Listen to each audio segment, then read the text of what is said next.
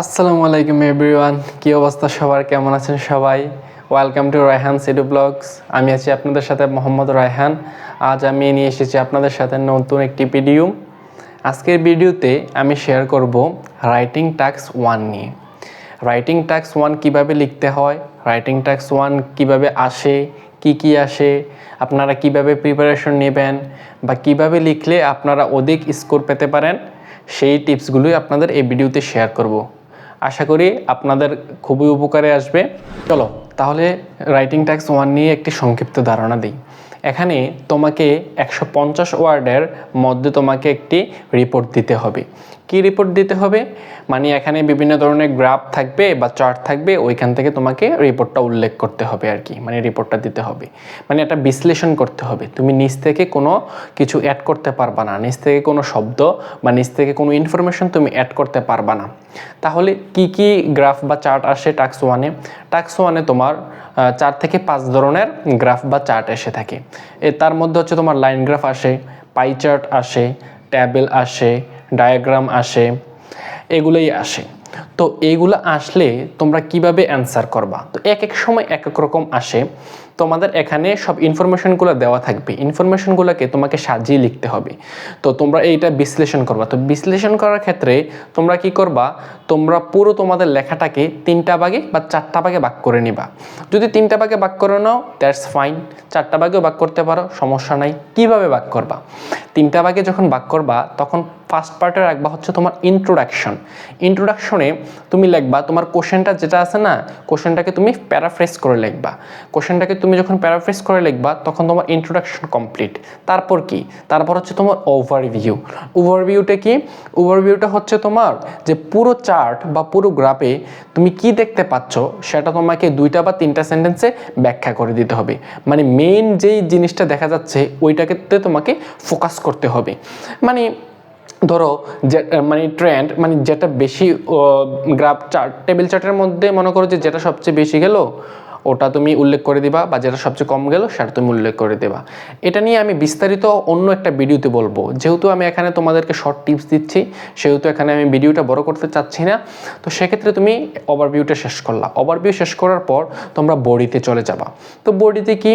বডিতে তোমরা পুরোটা গ্রাফে বা টেবিলে তোমরা যা দেখতে পাচ্ছ, চার্টে তোমরা যা দেখতে পাচ্ছ সেটাকে বিশ্লেষণ করবা। কিভাবে বিশ্লেষণ করবা? 1 বাই 1 বিশ্লেষণ করবা। বড় থেকে ছোট যাবো বা ছোট থেকে বড় বা নিচ থেকে উপরে, মানে অথবা যদি ইয়ার ওয়াইজ দেওয়া থাকে ইয়ার ওয়াইজ যাবা।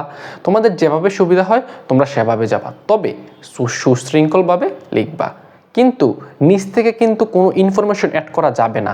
তোমার প্রশ্নে বা চার্টে যেই ইনফরমেশনগুলো দেওয়া আছে ওই ইনফরমেশনগুলোই কিন্তু তোমাদেরকে দিতে হবে।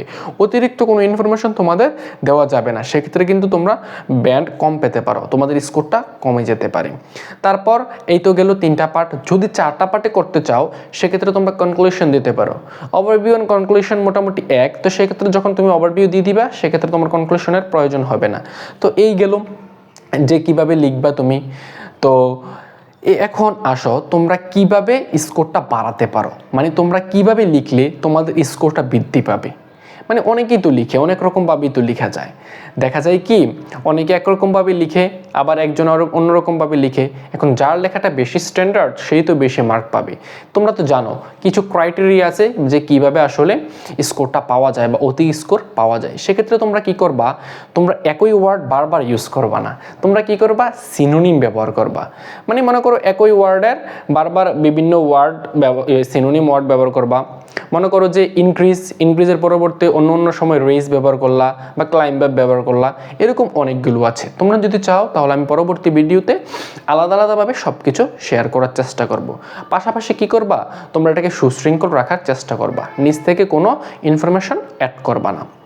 তাছাড়া তোমরা কি করতে পারো? কোনো স্পেলিং মিস্টেক করবা না। তোমরা যখন স্পেলিং মিস্টেক করবা তখন কিন্তু তোমাদের স্কোরটা কমে যাবে, ব্যান্ড স্কোরটা কমে যাবে।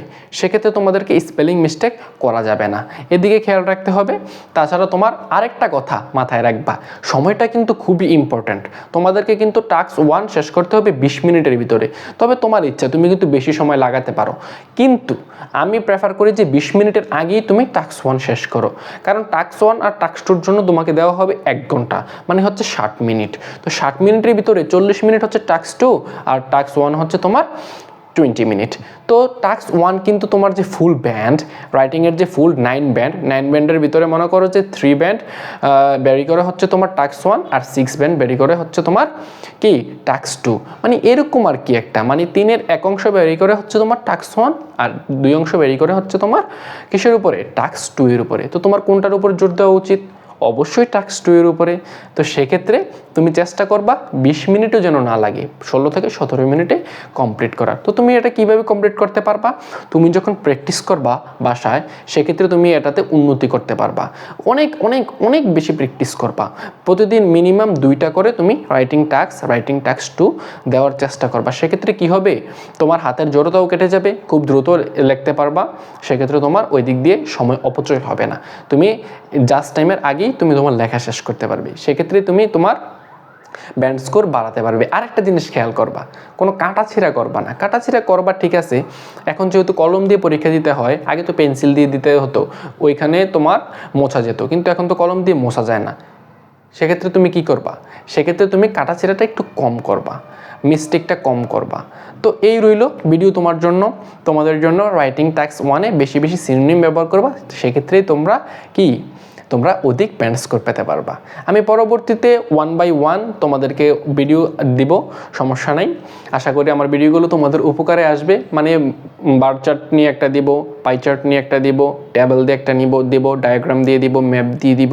আলাদা আলাদা করে যখন তোমাদেরকে দিব, বা একটা ফুল মানে মনে করো একটা গ্রাফ কিভাবে লিখতে হয় সেটার বিস্তারিত যখন তোমাদেরকে হাতে কলমে দেখিয়ে দিব, সেক্ষেত্রে তোমরা আরও বেশি উপকৃত হবে। তো এই রইল ভিডিও, পরবর্তী ভিডিও পর্যন্ত তোমরা অপেক্ষায় থাকো। পরবর্তী ভিডিওর কি ভিডিও দেখতে চাও সেক্ষেত্রে তোমরা কমেন্ট করো। আর যদি ভিডিওটি ভালো লেগে থাকে তাহলে শেয়ার করে দাও তোমাদের বন্ধুদের মাঝে, আর আমাদের চ্যানেলটি সাবস্ক্রাইব করতে বলবে না। তো এই রইল আজকের মতো ভিডিও, সবাই ভালো থেকো, সুস্থ থেকো, আসসালামু আলাইকুম।